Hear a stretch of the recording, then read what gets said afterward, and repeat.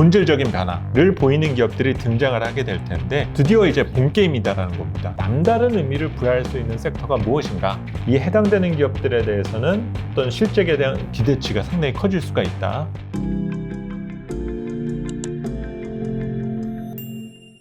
안녕하세요. 위대한 개미의 든든한 동반자 자이언트TV 추동훈 기자입니다. 오늘은 김영렬 교보증권 리서치 센터장님을 모시고 풍전등화의 주식시장 한번 점검해보는 시간을 갖도록 하겠습니다. 안녕하세요. 네, 안녕하세요. 안녕하세요. 지금 3,000포인트를 두고 시장에서 굉장히 치열한 줄다리기가 이어지고 있습니다. 네네네. 현재 상황을 좀 간단히 평가를 해주신다면 어떻게 보시나요? 우선 말씀드리고 싶은 부분은 어느 순간부터 3,000이 당연한 것처럼 이제 시장에서 자리를 잡았다라는 거죠. 네. 이제 불과 한 6개월 전만 하더라도 3,000포인트는 꿈의 지수였었습니다. 그러면 이 3,000포인트에 대한 어떤 안착 조건은 지금의 이 팬데믹 상황이 극복되고 또 우리 경제가 한 단계 더 레벨업 된다라는 것이 전제가 되었을 때 이 3,000포인트에 대한 당위성이 우리에게 조금 자리를 잡을 수가 있었을 텐데요. 그런데 이제 지금 시장이 연초부터 3,200선까지 치솟는 그렇죠. 모습을 보여주다 보니까 이 높아진 눈높이 탓에 이 3,000이 붕괴되는 거에 대해서 상당한 어떤 공포를 느끼고 있어요. 그래서 얼마 전에도 제가 어떤 자료의 타이틀에서 공황장애를 느끼는 투자자들이라는 표현까지도 제가 썼었었는데 네. 특별한 변화가 없음에도 불구하고 시장에서 쉽게 공포를 느끼고 불안감을 느끼고 있다는 점입니다. 그래서 이 3,000포인트에 대해서 너무 많은 의미를 부여하실 필요까지는 없다. 현재 지수 수준이더라도 충분히 투자자들은 돈 벌 기회가 있고 수익을 낼 수 있는 확률은 높아져 있는 상태인데 문제는 지난해 접근했었던 것과는 조금 다른 방식이 필요하다는 거죠. 3,000이라는 것이 갖는 의미는 우리가 그동안에 꿈꿔왔었던 것들이 실제화하고 가급적이면 그 실제와 가까운 기업들에 대해서 투자하는 것이 수익에 대한 확률을 높여주게 된다는 점입니다. 시장에서는 계속적인 어떤 변동 상황이 나오고 있지만은 이 과정에서 이제 투자자들은 정말 좋은 기업들을 찾아야 된다는 것들의 메시지를 보낸 것이 코스피 3,000선이 갖는 의미다라고 볼 수 있을 것 같습니다. 작년에도 몇 차례 이런 조정장이 있었는데 현재도 한 2달 넘게 이어지고 있는 이 상황, 결국 방향성이 가장 궁금한 부분일 텐데요. 어떻게 좀 방향성을 보시는지요? 우리가 일반적인 투자자 관점에서의 방향성은 계속 올라야만 되는 거죠.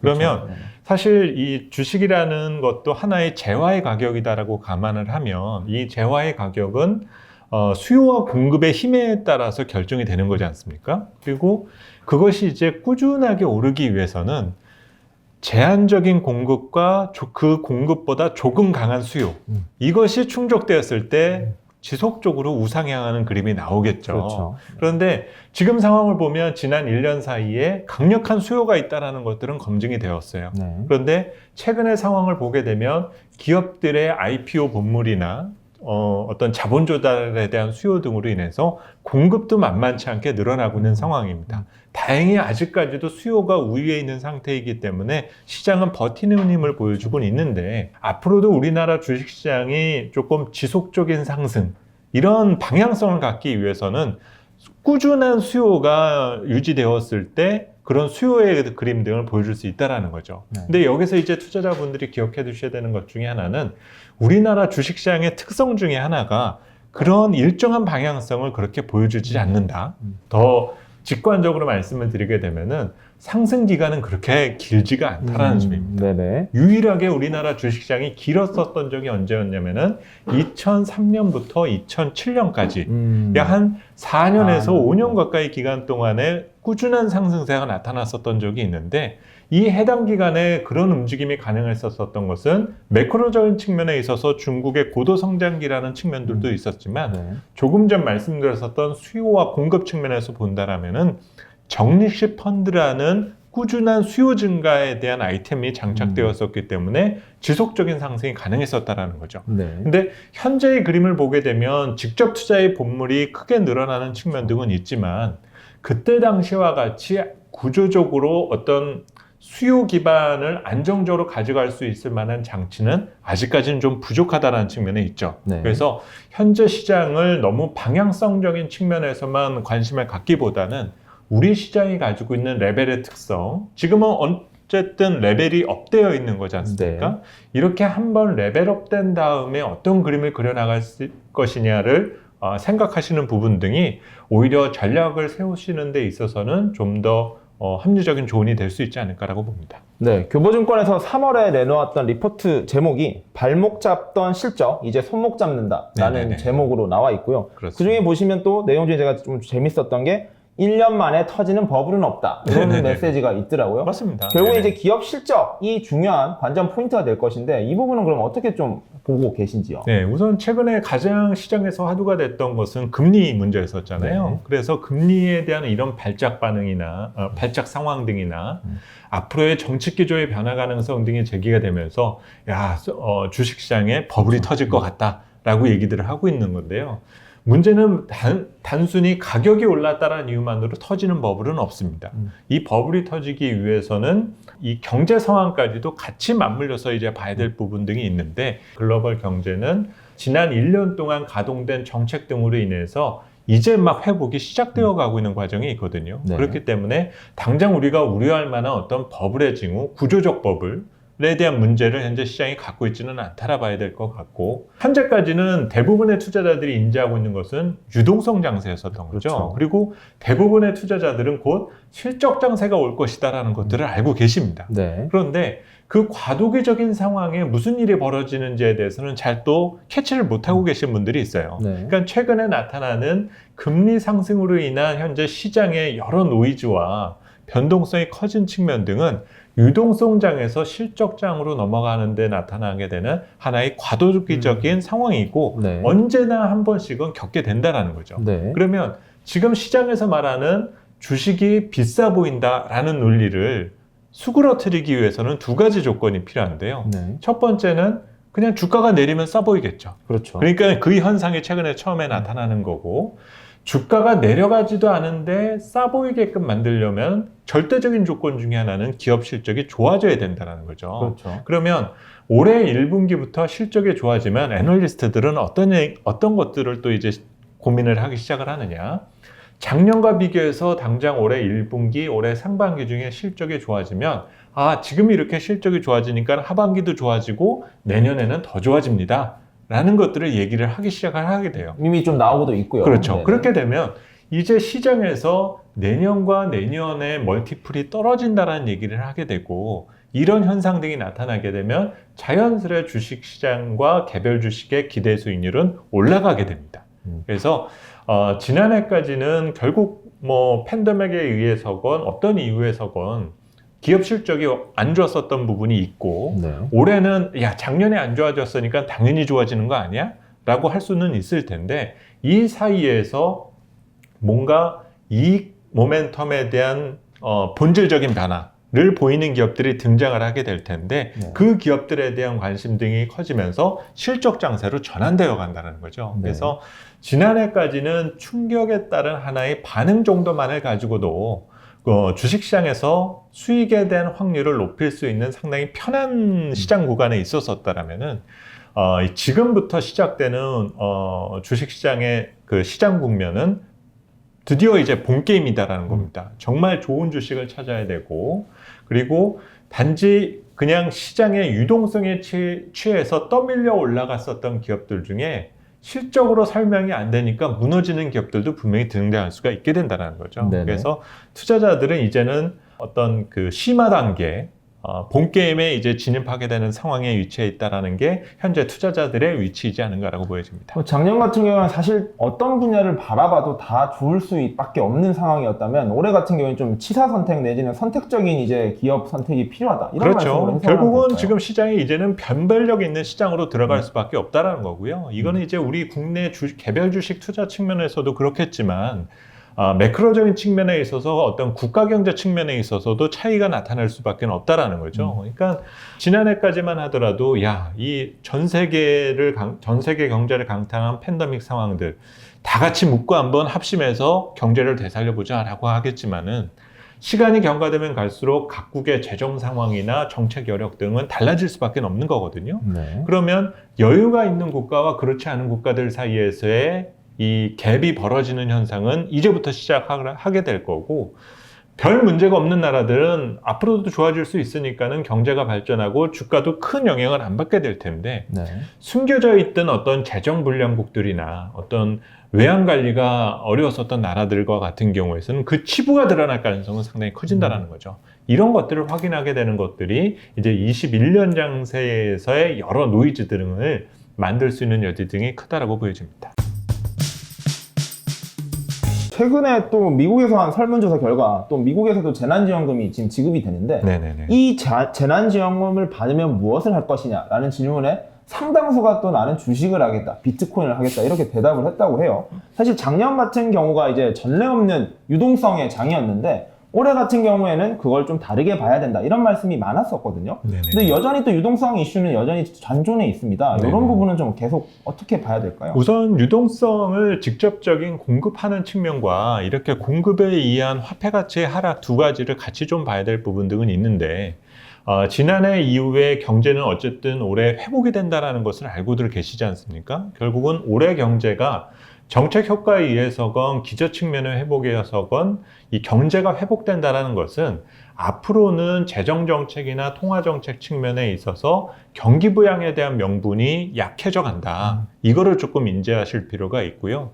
그리고 이런 팬데믹 상황을 극복하기 위해서 소요된 엄청난 비용들, 이 비용은 결국은 향후에 회수될 수밖에 없다라는 거죠. 재정과 그 통화정책 부분의 출구 전략은 지금 당장은 가동되기는 어렵겠지만 가까운 미래에 우리 미래 세대에게는 상당한 부담과 어떤 경제적 제약에 영향을 줄 수가 있게 된다는 거죠. 문제는 현재 경제활동 주체들은 앞으로 통화정책이나 재정 부분의 출구 전략이 가동되기 이전에 지금의 자산을 축적시키거나 증식시키지 않게 된다라면은 나의 미래 자산이 줄어들 수 있다라는 공포에 지금 휩싸여져 있다라는 겁니다. 그렇죠. 쉽게 말해서 지금 나는 투자라는 것들을 하기 싫어. 그냥 내 자산을 지키고 싶고 나의 자산을 그대로 유지하는 것을 원해 라고 하면서 투자를 안 하게 되면은 나의 자산은 훼손되지는 않을 겁니다. 네. 그런데 가까운 미래에 지금의 시장에 공급되어 있는 유동성을 회수하기 위해서 정책 금리를 올리게 되면은 금융 비용이 올라가게 되는 거고요. 그리고 지금은 당장 이제 직접적으로 재난지원금이건 기본소득이건 이렇게 재정 지출을 일으킨 다음에 세금을 걷어들이기 시작을 하게 되면 나의 미래 자산은 아무 짓도 안 했는데 감소하기 시작을 그렇죠. 하게 된다는 네. 거죠. 그러니까 현재 경제활동 주체들은 빼앗길지 모를 그런 재정 지출에 대한 문제 등을 미리 지금 사전 봉합해 두는 것이 필요하다. 그러다 보니 지금 왕성한 투자 활동을 하게 되었다는 점입니다. 이는 앞으로의 여러 논쟁 사이에서 지금 시장에서 대응할 수 있는 경제활동 주체의 아주 지극히 자연스러운 반응이다라고 볼 수가 있지. 뭐 이것을 일각에서 말하는 뭐 지나친 투기나 네. 또 아니면 이런 재정 부양에 따른 어떤 부작용 네. 이런 식으로 이렇게 치부하기보다는 그럴 수밖에 없는 대응을 선택하게 되는 경제활동 주체들의 입장 등도 생각해야 될 부분 등이 있다라고 평가가 됩니다. 네, 알겠습니다. 자, 최근 같은 경우에는 이제 미국 국채 금리 상승이 굉장히 큰 이슈가 되고 있죠. 개인 투자자들도 이런 부분에 대한 걱정을 많이 하고 있는데 이 부분은 좀 어떻게 보시나요?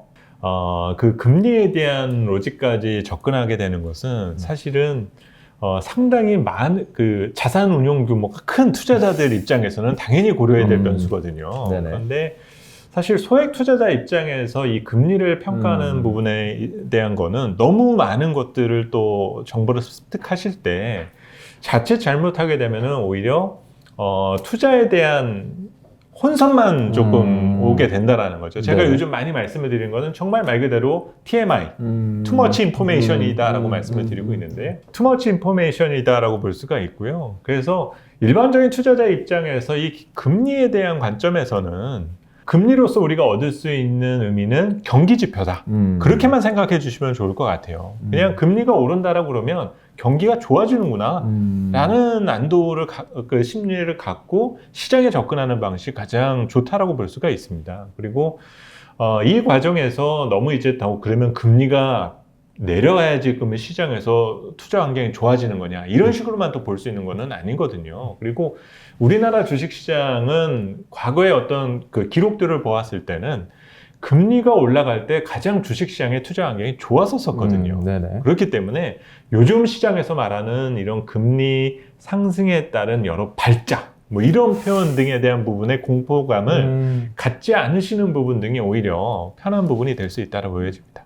네. 저만 해도 주변에 이제 개인 투자자분들이 그런 금리 인상이 되는데 어디까지는 괜찮냐 이런 그렇죠. 식으로 하는 거 보면 가장 지금 여기서 걱정하셔야 돼, 그 혼선이 나온 부분이 그거거든요. 시장 금리가 올라가는 것과 정책 금리가 올라가는 것들은 분명히 구분져야 그렇죠. 되는데 시장은 이거를 같이 일치하시려는 경향들이 많으신 편이에요. 그런데 또 하나 이제 쉽게 생각할 부분이 정책 금리가 그러면 곧 올라가는 거 아닙니까? 네. 이제 걱정들을 하시거든요. 근데 지금 이미 아시는 것처럼 지난 1년 동안 우리뿐만이 아니라 전 세계 정부가 이 문제를 수습하기 위해서 빚을 남발했죠.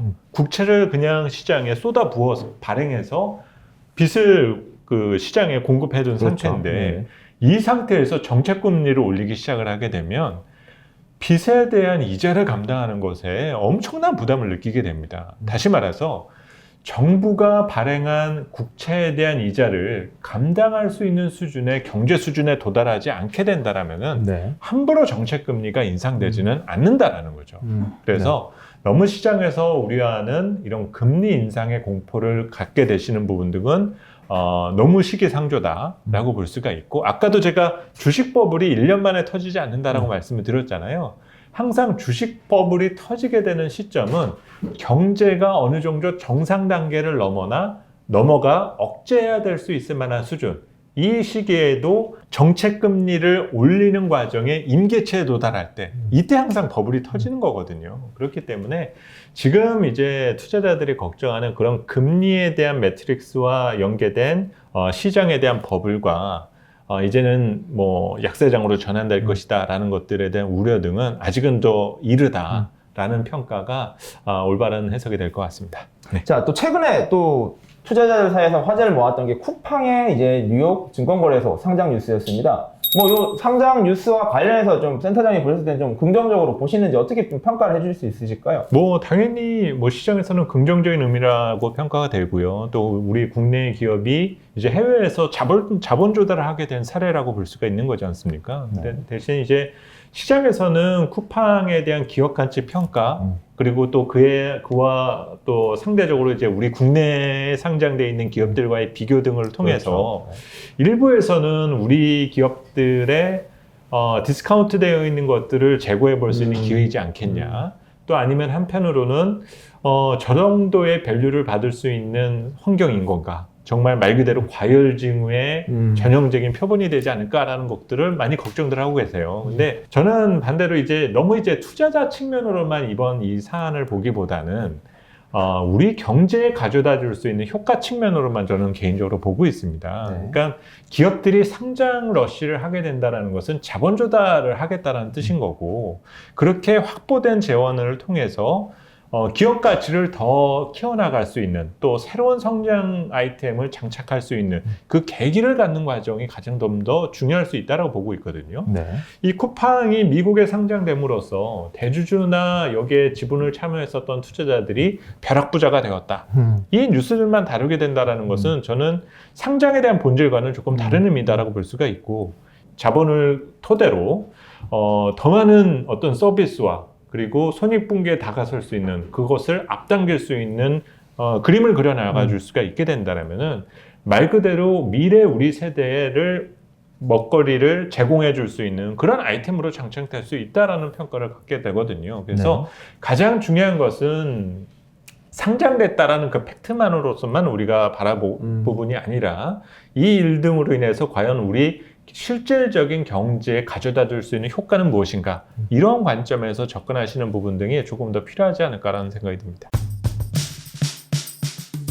교보증권 리포트를 보면은 경기 소비재, 통신 서비스, 소재주들이 실적을 올해 좀 주도할 것이다, 이런 설명을 받습니다. 네네네. 이 부분에 대해서 좀 자세히 설명해 주실 수 있을까요? 우선은 올해 1분기를 포함해서 상반기 기업들의 실적은 지난해 팬데믹 상황이 극에 달했을 때 상황과 비교가 되기 때문에 모든 기업들이 다 실적이 좋을 겁니다. 네. 그래서 문제는 이제 투자자들은 다 좋아진다는데 그러면 또 뭘 사야 되는 그렇죠. 거야? 라고 네네. 생각하실 수가 있어요. 그러면 현재 실적이 좋아지는 것들에도 격이 좀 다를 수가 있다. 그래서 우리가 흔히 반도체 좋다라는 건 다 알잖아요. 네네. 뭐 작년에도 좋았었고 올해도 좋다라는 것들은 크게 변함이 없는데 실적이 좋아진다라는 거에 대해서 조금 남다른 의미를 부여할 수 있는 섹터가 무엇인가 이런 것들을 조금 선별한다는 관점에서 경기 소비재와 통신 그리고 이제 소재 부분을 말씀을 드렸습니다. 그래서 첫 번째 경기 소비재에 대한 의미는 어쨌든 지난해 극단적인 통제 활동으로 인해서 소비가 위축되었었기 때문에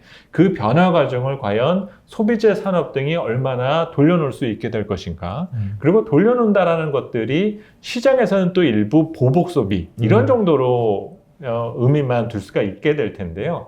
경기 소비재 쪽에서의 실적이 좋아지면서 체크하셔야 되는 것은 두 가지입니다. 네. 예전처럼 막대한 마케팅 비용을 지불하지 않고도 이익을 낼 수 있는 방법을 장착을 했는가. 그러면서 여러 가지 판매 채널에 대한 다변화, 효율적인 판매 구조를 갖게 되었다라면은 소비재 산업의 질적 개선 등을 기대해 볼 수가 있게 된다는 거죠. 그러다 보니까 최근에 유통 관련 산업 등에 대한 밸류도 조금씩 다시 보게 되고 또 이 경기 소비재에 또 하나 장착되어 있는 것이 자동차지 않습니까? 네. 그러면 분명 1년 전 자동차와 지금의 자동차의 그림을 보게 된다라면은 팔리고 있는 차들의 종류들은 크게 바뀌지 않았지만은 작년과 1년 전과 비교해서 확실히 전기차에 대한 비중을 확실히 끌어올리려 했다라는 변화 이런 것들이 과연 앞으로 지속될 수 있는지를 체크하시는 것들이 상당히 중요한 팩트가 될 수 있습니다. 그리고 통신 부분은 조금 생소하다라고 드실 수가 있는데 예전과는 통신 그러면은 SKT, 그렇죠. LG 플러스, KT 요것만 얘기를 해왔지만은 이제는 커뮤니케이션 섹터라고 해서 플랫폼 기업들과 그리고 게임 등과 같은 이런 통신 그 소프트웨어를 같이 묶어서 이제 보는 경향들이 있거든요. 네.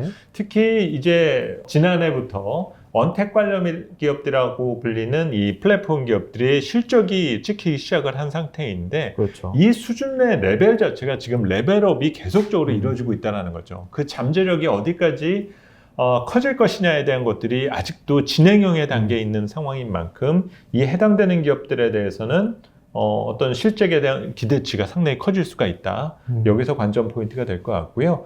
소재 쪽은 역시 배터리입니다. 네. 그래서 배터리가 여러 가지 이벤트적인 측면에 있어서 노이즈를 갖고 있는 분야인 것만은 맞지만 지난해 하반기 이후로 계속적인 수주가 늘어나고 있다는 거 그리고 올해 상반기에는 조금은 좀 실적이 다운될 수 있는 여지 등은 있는데 올해 여름 이후로 증설 이슈 등이 어느 정도 마무리가 되고 나면 또 전체적인 큐가 늘어나는 변화 등으로 하반기의 기대 등이 선제적으로 반영될 수 있는 측면들도 있거든요. 네. 그런 측면에서 요 소재 쪽의 화학 부분에 대한 실적 등이 올해 상반기와 이번 실적 시즌에서는 가장 관심을 받게 될 수 있는 분야가 되지 않을까라 봅니다. 네, 금방 말씀하신 세 가지 테마 또는 섹터가 굉장히 주목받는 실적 주도주라면은 작년부터 올해까지 성장을 이끌어온 성장 산업들이죠. 예를 들어 인터넷 기업이나 바이오 기업 이런 분야 같은 경우에는 여전히 이런 성장을 주도할 수 있을까? 이런 거에 대해서도 굉장히 악유가 많거든요. 이 부분은 좀 어떻게 보시는지요?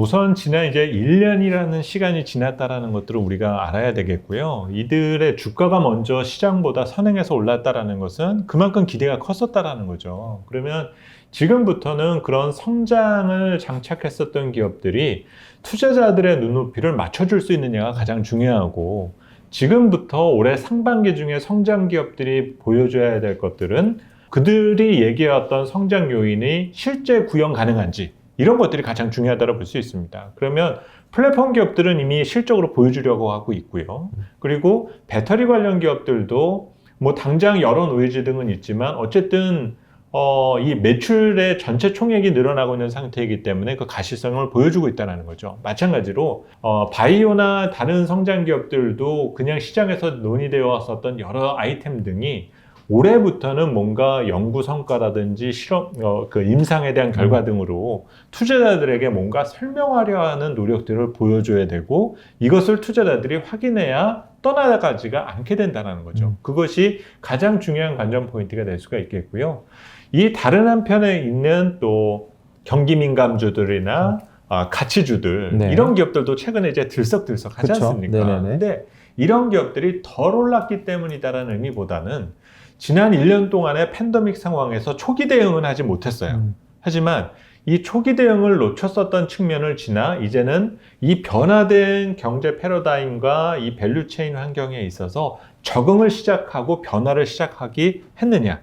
그것이 만약에 검증이 된다라면은 그 갭을 줄여가는데 상당한 시장의 변화가 있을 수가 있고, 근데 실제로 기업을 까보니까는 별로 달라진 건 없고 경기 좋아진다니까 떠밀려 올라온 거 아니야 라고 하게 된다라면은 투자자들은 그에 대한 신뢰를 오래 보여주려 하게 되지는 않을 거다라는 거죠. 그래서 현재 매크로적인 환경 측면에서 놓고 본다라면은 뭐 최근 투자자들은 가치주에 대한 관심을 이제부터 가져야 된다 생각을 하시겠지만은 성장 쪽에서 오히려 좋은 결실이 일어날 수 있는 확률이 좀 더 크다라는 점, 이거를 좀 더 기억해 두시면서 이번 실적 시즌에 대한 관전 포인트를 가져가시는 게 필요할 것 같습니다. 지금까지 시황 전반에 대해서 전망을 해봤고요. 다음 2부에서는 주식 초보자들이 가져야 될 마음가짐에 대해서 이야기해 보겠습니다.